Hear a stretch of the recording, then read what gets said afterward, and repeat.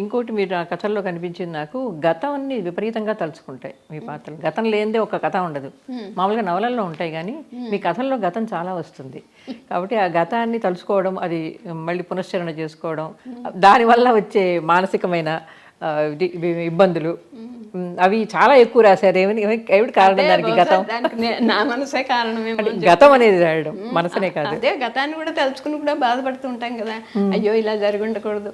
ప్రతి వాళ్ళకి వస్తుంది ఎప్పుడైనా సరే ఏదో క్షణంలో, అయ్యో అప్పుడు ఇలా జరగకుండా ఉంటే బాగుండేది. ఇప్పుడు అయిపోయిన గతాన్ని తలుచుకుని బాధపడడం చేయకూడదు, అది అందరూ చెప్పేదే. కానీ మన మనసు వింటుందా? ఆ మాట వింటుందా? వినదు. అప్పుడప్పుడు ఒంటరిగా ఉన్నప్పుడు ఆ గతంలోకి వెళ్తుంది, అయ్యో ఇలా జరిగిందే అలా జరిగిందే అని. అందుకే అంటాను, అప్పటికప్పుడు మాట్లాడేసేవాళ్ళే మంచి పద్ధతి, ఆరోగ్యంగా ఉంటారు. నిజంగా ఇప్పుడు తెలిసింది నాకు.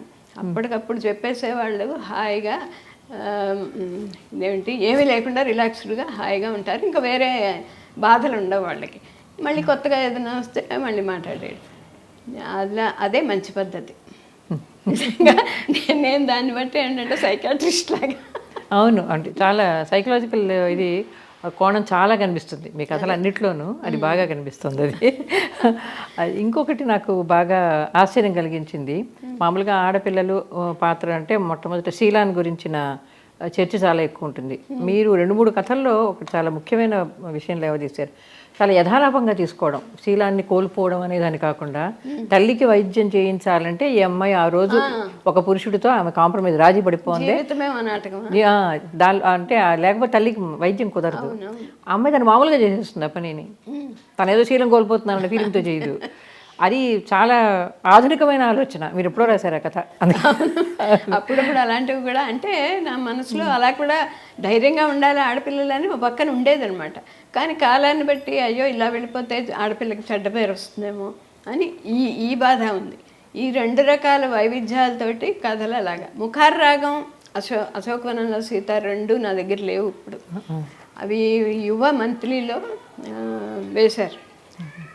అందులో కూడా ముఖార్ రాగంలో ఏంటంటే, ఒక అమ్మాయి చాలా మంచిది, కానీ ఏంటంటే తన మేనమామే దాన్ని చెరపడానికి చూస్తుంటే ఇంకా అది భరించలేక చేతిలో దొరికిన రోకలు తీసుకుని కొట్టి చంపేస్తుంది.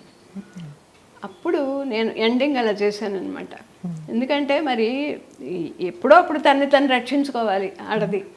అది రాసినందుకు నాకే తర్వాత ఇలా చేయొచ్చా అనిపించింది. కానీ చేయొచ్చు, మరి ఇంకేం చేస్తుంది ఆ అమ్మాయి, పెళ్లి కానివ్వతి, మేనమామ అంత పెద్దవాడు వచ్చి ఇలా చేస్తుంది, ఊరుకుంటుందా అని అలా పెట్టే. అది ముఖార్ రాగం. అది అలాంటివి ఇది ఆలోచిస్తా, అదే ఆలోచిస్తాను. ఆ రోజుల్లోనే అలాంటి ఆలోచనలు కూడా వచ్చాయి, కానీ నేను ధైర్యంగా ఉండలేకపోయేదాన్ని.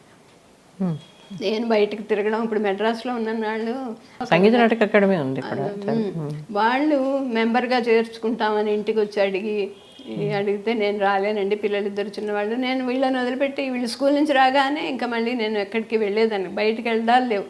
వెళ్తే కూరలు కొనుక్కోవడానికి బజారు ఇంటి పక్కన ఉన్న దుకాణానికి వెళ్ళడం, తెచ్చేసుకోవడం వీళ్ళు స్కూల్ నుంచి వచ్చేటప్పుడు. అలా ఇంట్లోనే గడిపాను నేను చాలా ఏళ్ళు. అసలు బయటికి వెళ్ళడం అన్నది లేదు. మరి చాలా రకాల జీవితాలను ఎలా సృష్టించారు మరి?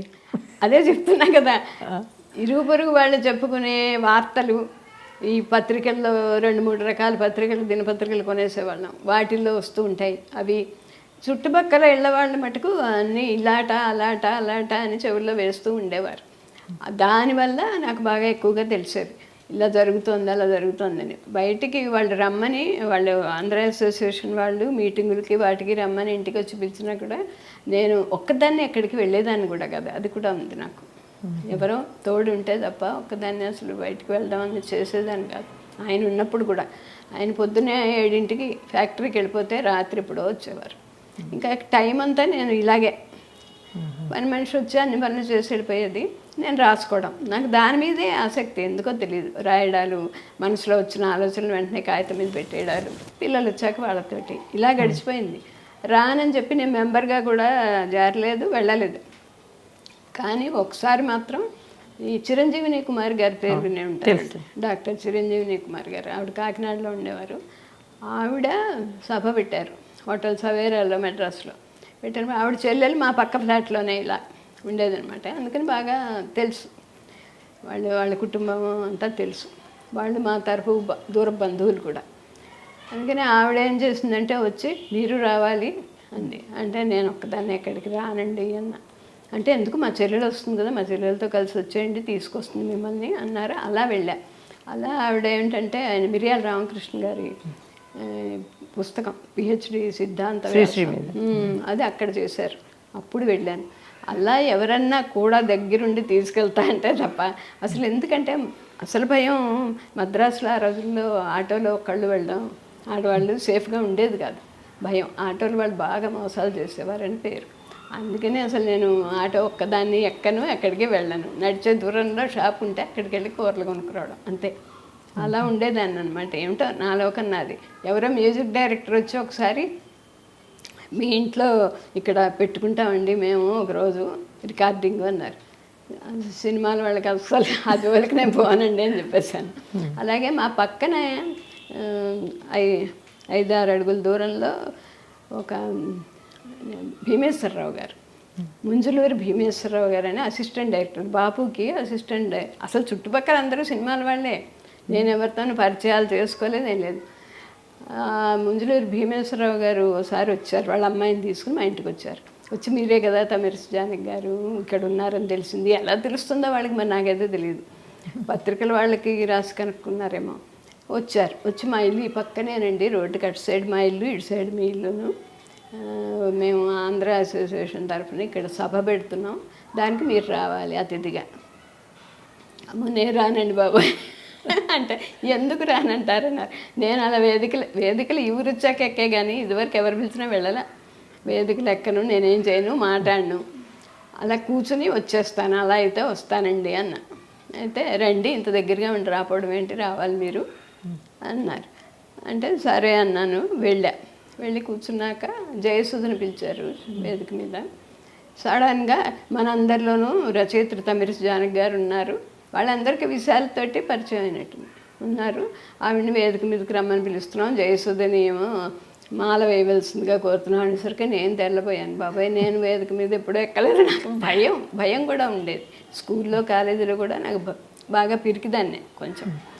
కానీ రాసేదాన్ని కానీ నలుగురిలోకి వెళ్ళి మాట్లాడడం అలాంటివి చాలా భయం. ఈ ఊరు వచ్చాక నిజం చెప్పాలంటే ప్రభావతి గారు నాకు అలవాటు చేశారు.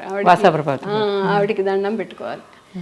నేను ఎక్కను, వేదిక ఎక్కను, మాట్లాడను అని ఎంతన్నా ఆవిడ మటుకు వదిలేవారు కాదు. లేఖనిలో సభ్యులుగా ఉన్నారు. లేఖనికి నన్నేమో సెక్రటరీగా, తర్వాత ఏమో వైస్ ప్రెసిడెంట్గా అన్నీ చేశారు పాపం.